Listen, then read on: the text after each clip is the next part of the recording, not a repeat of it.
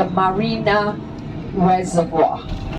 Similarly, in Singapore, most of the Chinese are Buddhists.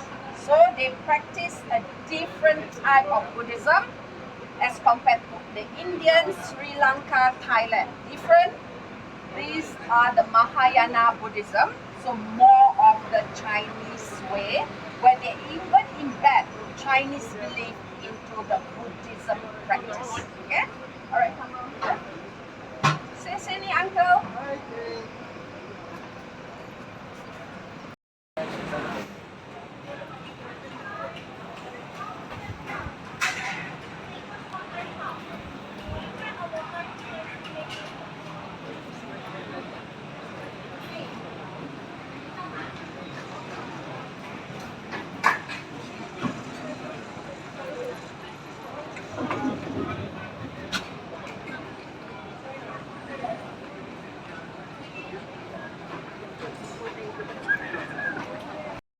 They want to upkeep the heritage. Okay? So the facade cannot be changed. Temple, the Hindu temple, was established as far back as 1827, and then the mosque, Indian mosque, established also in the 1800s, and the church established in the 1900s, of course. This one only established in 2007. How this temple came about? Singapore Chinese monk met up with a Myanmar monk. And the Myanmar monk from Myanmar, or the old name Burma, he promised the Chinese monk to give him a relic Buddha turtle if he could build a temple to display this or to keep it in the temple. And of course, cost of building something is very expensive. Why? We do not have enough land space.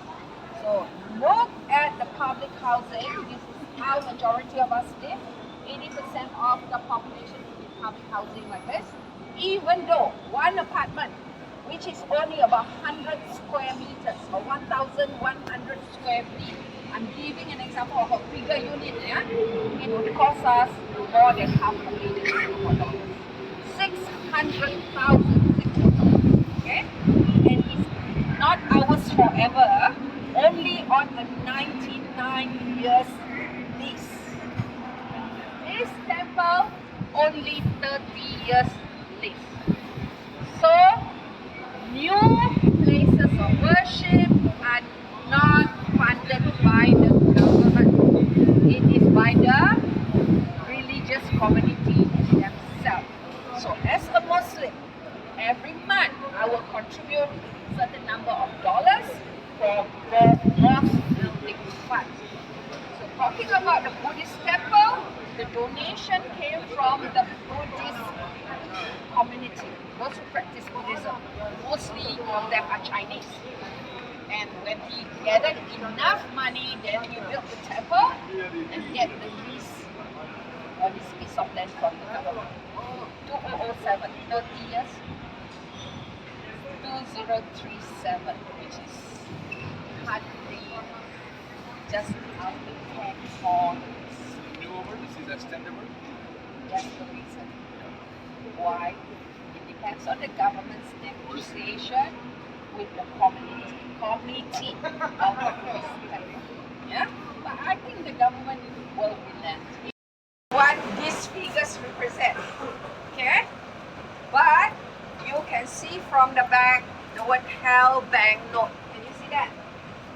This is the money that they will buy during the 7 months. This is the biggest ever compared to the smallest ever. And does this look familiar? US currency. Okay? But that's the only time when you can tell the spirit you go to hell. Because you are burning the hell banknote to bribe them. Okay? Right, now. These hell banknotes are meant for the loose spirits who do not have a home to go back to. They just put it here.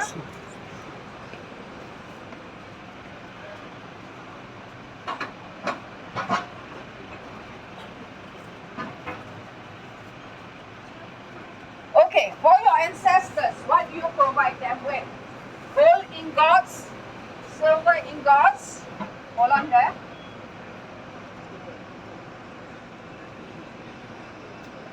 Now, to modernize with time, yeah? You need a smartphone, yeah, smartphone, and all the expensive watches too, yeah? So you can burn all this for your ancestor. I forgot, ladies, sometimes we need the jade bangle. For ladies, right? Jade bangle. And also,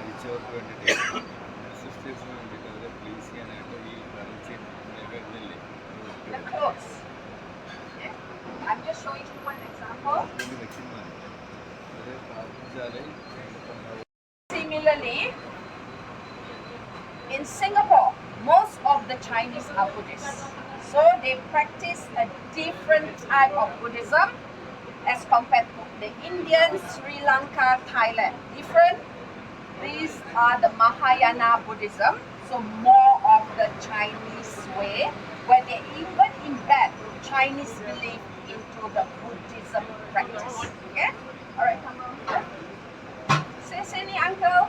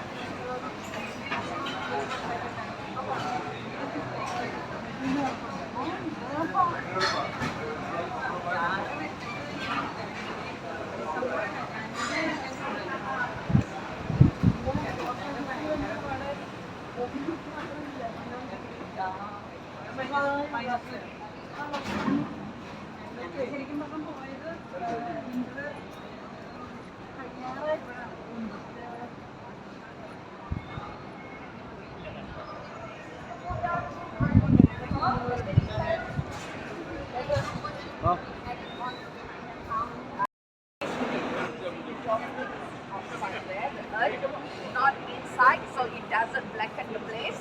Yeah, and inside, well, Buddhism is interesting.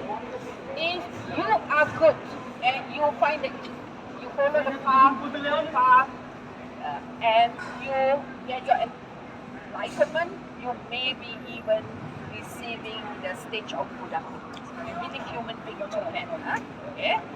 However, there is this group of people which they call Bodhisattva.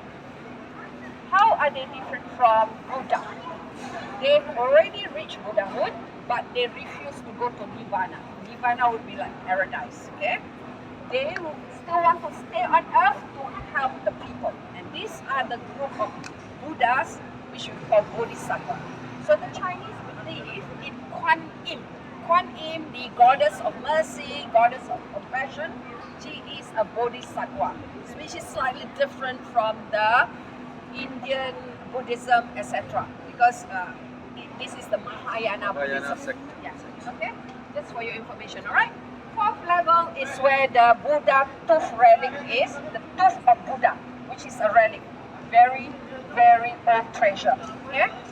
It's located on the fourth level, covered by glass case, because the stupa itself is made of gold. So we cannot touch it. We can see from the glass case. Okay. So if you're on your own, you can go up there, but today we don't have the time. All right, just turn around. I will explain. That's where the fish, the meat, and the vegetables are being sold. Usually till about 2 o'clock thereabouts because it's wet as well. First level, retail outlets. You can buy all your clothes, your rice, anything that you want here. Second level is the hawker center. Over here, we have 1 Michelin star hawker who sell you chicken rice at only $5.50. But if you want to try chicken rice, you don't have to come all the way here. Later at the Jewel, you go to basement 2, there's a food court. Those who want to go back to Terminal 3, you also go to basement 2, there's a food court for you to try the chicken rice. Okay, for Muslim, do we have any Muslim?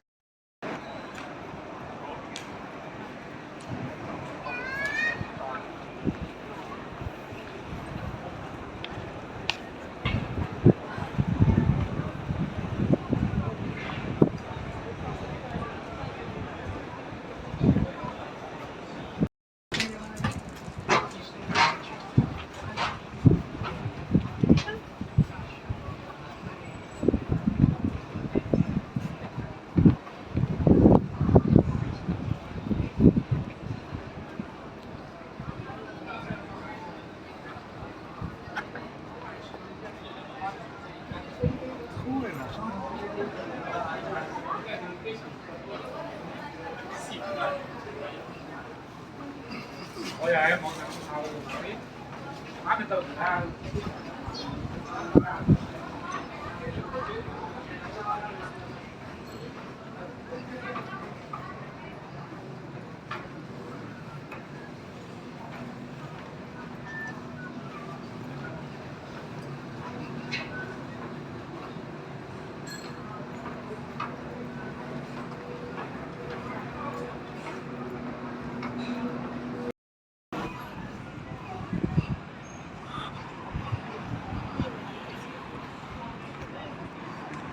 好冇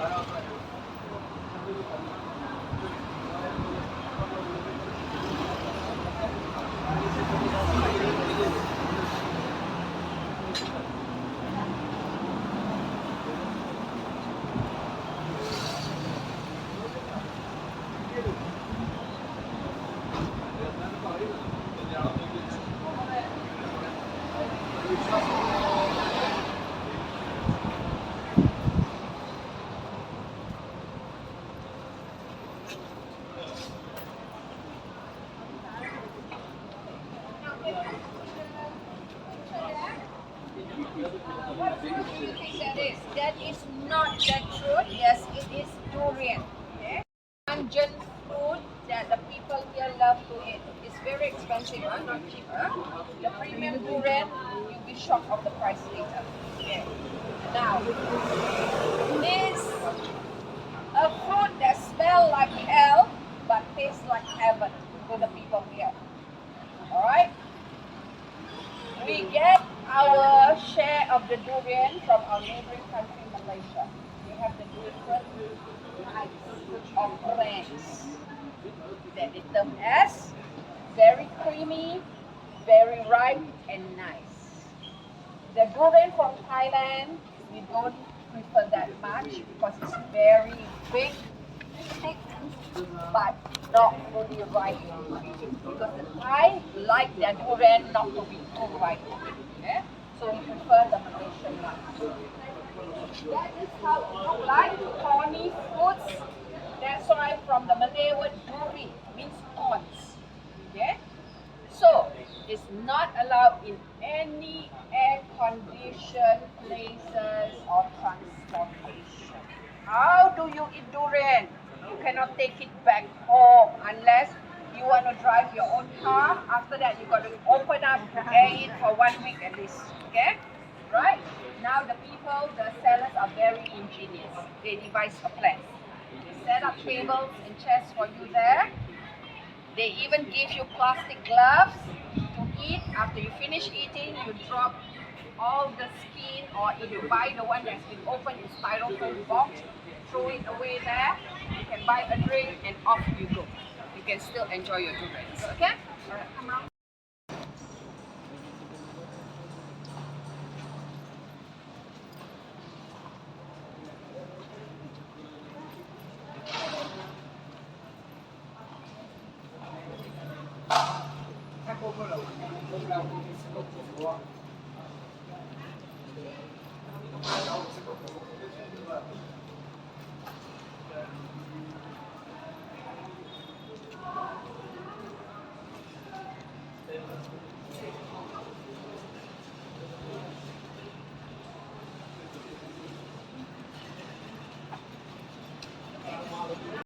That want to upkeep the heritage.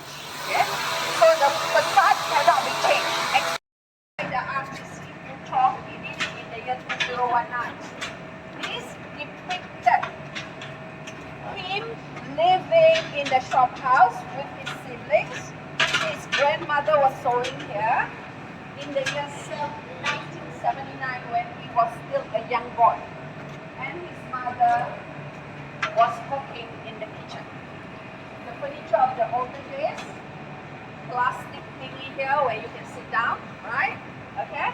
So I forgot to mention to you, this tour is complimentary. It has been by the sponsors, Changi Airport Group, Singapore Airlines, and Singapore Tourism Board. They want me to ask you for two things. One, group photo, which we have to take over here.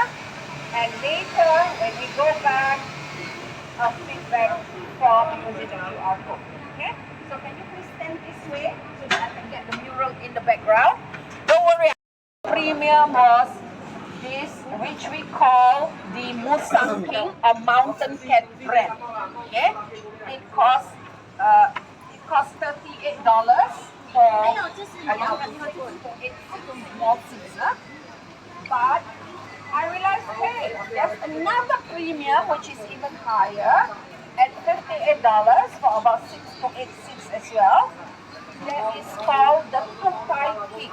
In Malay, literally translated means the Squirrel King. I guess the squirrel love it, that's why they name it Squirrel King. So can you imagine, if 6 food for $58, one seat is about 10 Singapore dollars. So definitely I cannot. We usually import it from Malaysia. The one from Thailand, the people here don't really like it that much. Yeah? Okay.